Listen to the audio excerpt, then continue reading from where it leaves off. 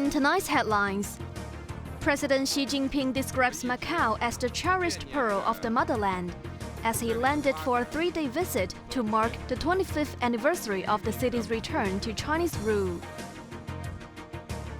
China's astronauts complete a record-breaking 9-hour spacewalk. And the Japanese auto industry could consolidate if a planned merger between Honda and Nissan Motors goes through.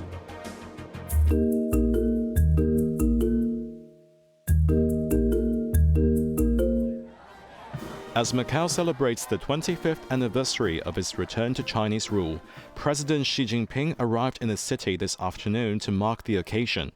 Xi and First Lady Peng Liyuan were greeted with loud cheers as they disembarked.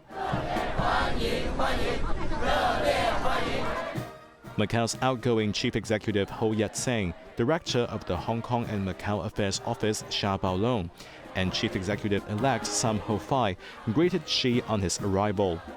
Around 500 community representatives and students holding flower bouquets were also there to welcome Xi. School students put on a lion dance performance for the first couple. 25年来，具有澳门特色的一国两制实践。 Xi expressed his pride in Macau's achievements over the past 25 years, highlighting the success and unique charm of the SAR's globally recognized development. Macau is well prepared for a bright future, which is a pride for both the residents of Macau and all Chinese people. By fully leveraging the advantages of one country, two systems, and by being bold and innovative, a better tomorrow can be created, Xi said. He described Macau as the cherished pearl of the motherland with a promising future. During his 3-day visit, Xi will attend a gala dinner and a variety performance tomorrow. He will meet with business leaders and discuss plans for Macau's future. This is Xi's 3rd visit to Macau as president. Apart from the 25th anniversary celebration of Macau's handover to China, Xi will inaugurate the SAR's new government on Friday. Jeremy Zhu, Cable News.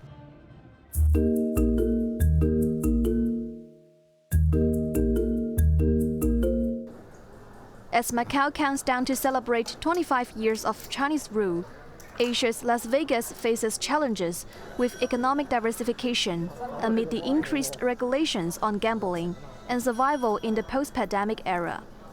Success Universe Group, which opened its gambling resort in the Enclave in 2008, has seen the glory days of the casino business. Hoffman Ma, deputy chairman of the group, said the increase in the number of gambling licenses from 1 to 6 attracted international operators and significantly transformed Macau's landscape. By 2009, the gaming industry contributed to over 50% of Macau's gross domestic product, peaking at over 60% in the following years. However, the huge industry share also raised concerns over regulatory compliance. In 2021, Alvin Chow, the founder of Sun City Group, the largest junket operator, was arrested and sentenced to 18 years in prison. Ma reviewed that VIP gambling options exploited gray areas where holders of certain credit cards could spend up to $5 million a day, which was much more than the normal limit for traveling. After the lifting of pandemic restrictions, Macau's gaming industry showed signs of recovery this year, with gaming tax revenues in the first 3 quarters of 2024 surpassing total collections from last year. However, that was only half of what it used to be a decade ago. Veteran political commentator Sonny Low believes the incoming administration of Macau will boost the city's economy. After the termination of COVID-19, the Macau economy has been suffering a decline. The central government in Beijing is supporting Macau fully by allowing more residents in Zhuhai to visit Macau, boosting its economy. On the other hand, we can see that Mr. Sam Ho-fai is trying his very best to introduce a new industrial fund to stimulate the economy, to stimulate the development with Hangqin, and also to help the small and medium enterprises. But Low added that the new government will face the challenge of further refining regulations to ensure healthy development of the gambling industry. Evelyn Bai, Cable News.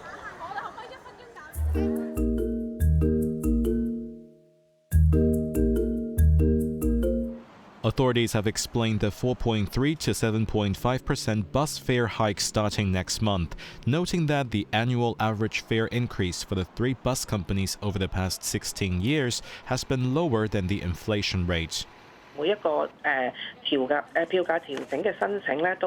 Speaking on a radio program, Transport Commissioner Angela Lee stated that the government has carefully reviewed fare increase applications, considering the bus company's past operational performance, future financial projections, public affordability, and service quality. Lee acknowledged public concerns regarding the potential unreasonableness of the fare hike. Therefore, objective figures comparing the median household income and the past average annual fare increase have been provided for public reference. Additionally, she believes that because the routes of buses and MTR do not overlap, the fare increase will not create unhealthy competition that would cause passengers to switch to the MTR.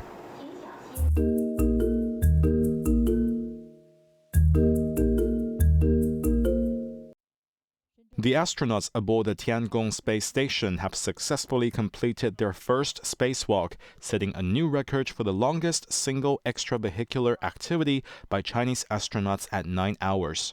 Cai Shizhe, commander of the Shenzhou 19 spacecraft, which arrived at Tiangong in late October, was first to exit the orbital outpost, smoothly boarding the robotic arm for his spacewalk 2 years after his last venture into space. Following him, Song Lingdong stepped out, becoming the first Chinese astronaut who was born in the 90s to perform a spacewalk. Flight engineer Wang Haoze assisted the mission from inside the space station. The three astronauts successfully installed debris protection devices on the space station and conducted inspection and maintenance of external equipment. This mission set a new record for the duration of a single spacewalk by Chinese astronauts, surpassing the previous record set by Shenzhou 18. During their time in space, the crew will keep conducting a series of scientific experiments and technical tests. Jeremy Zhu, Cable News.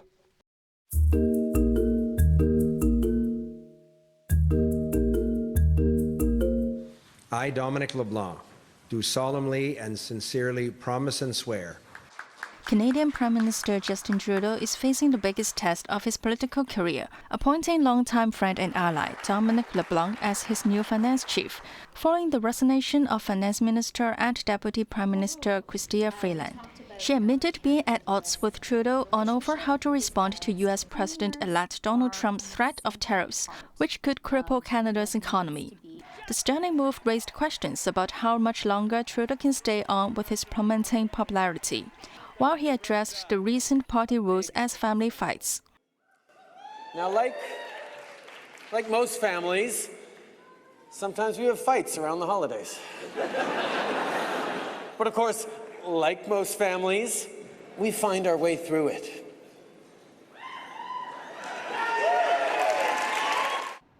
In response to Trump's threat to impose a 25% tariff on all Canadian imports, the federal government earmarked $1.3 billion Canadian dollars to bolster border security and strengthen the immigration system over 6 years. The plan, focusing on prevention of fentanyl smuggling, irregular migration, and organized crime, was presented to Trump's incoming administration, and the response was encouraging. Anna Chen, Cable News.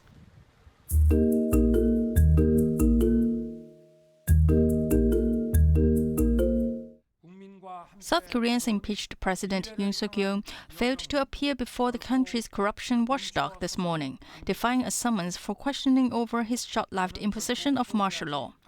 Multiple attempts to deliver the summons to Yoon failed earlier after the presidential office refused to accept it or send it back. Investigators said they were considering dispatching a second summons, also reviewing whether to issue an arrest warrant. On the charges of insurrection and abuse of power, the Constitutional Court has ordered Yoon to submit the martial law decree he issued on December the 3rd, as well as the minutes of 2 cabinet meetings held before and after martial law was declared. Meanwhile, South Korean media reported that the Presidential Security Service notified a joint investigation unit today that the seizure of a computer server will not be allowed.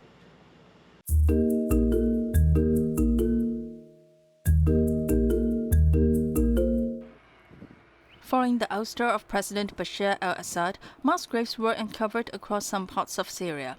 Forensic teams were carrying out investigations in the southern province of Daraa, pulling out the remains and taking DNA samples to find a match. The victims were brutally executed by shooting, burning, or hanging. More than 100,000 people are thought to have disappeared in Syria since 2011, when pro-democracy protests erupted throughout the country. More than 80,000 are believed dead, according to rights groups. The International Commission on Missing Persons in The Hague indicated that there may be as many as 66 unverified mass grave sites in Syria. International War Crimes prosecutor Stephen Rapp said emerging evidence exposed a state-run machinery of death, where thousands of people were working in this system of killing. We really haven't seen anything quite like this since the Nazis, he said.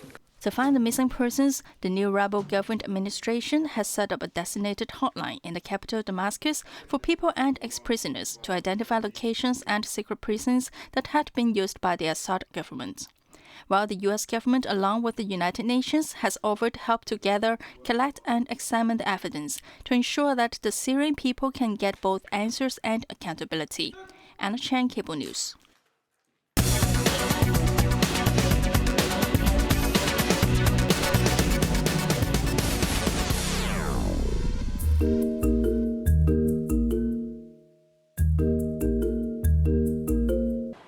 Two of Japan's largest automakers, Honda and Nissan, are reportedly in talks for a potential merger. The union does not end there, and the transactions could also be expanded to include Mitsubishi Motors. Discussions are in the early stage and could not necessarily lead to an agreement. The move is seen as a challenge to electric vehicle makers like Tesla and China's BYD. The tie-up will create a singular rival to Toyota Motors, the world's biggest automaker, which has stakes in Subaru Crop, Suzuki Motor Crop, and Mazda Motors. Following the news, shares of Nissan soared 23.7%, while Mitsubishi climbed 17%, but Honda stock slid 3%. According to Japanese publication Nikkei, the two auto giants plan to sign a memorandum of understanding to establish a new holding company that will encompass both firms. The impetus of this potential alliance stems largely from Nissan's financial challenges. After the company decided to cut 9,000 jobs and slash 1/5 of production capacity in the current fiscal year, amid a sales slump in China and the US.